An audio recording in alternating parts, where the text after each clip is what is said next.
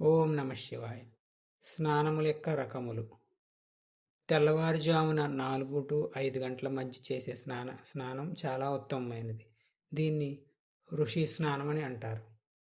5 నుంచి 6 గంటల మధ్య చేసే స్నానాన్ని దేవస్నానం అని అంటారు. ఇది మధ్యమం.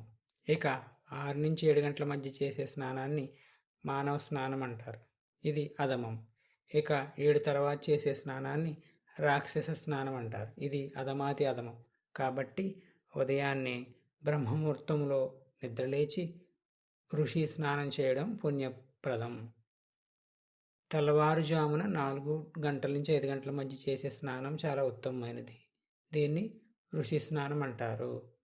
5 నుంచి 6 గంటల మధ్య చేసే స్నానం దేవస్నానం. ఇది మధ్యమం. 6 నుంచి 7 గంటల మధ్య చేసే స్నానం మానవ స్నానం. ఇది అధమం. ఇక 7 తర్వాత చేసే స్నానాన్ని రాక్షస స్నానం అంటారు. ఇది అధమాతి అధమం. కాబట్టి ఉదయాన్నే బ్రహ్మముహూర్తంలో లేచి ఋషి స్నానం చేయడం పుణ్యప్రదం. ఓం నమ శివాయ. ఓం నమ శివాయ. ఓం నమ శివాయ.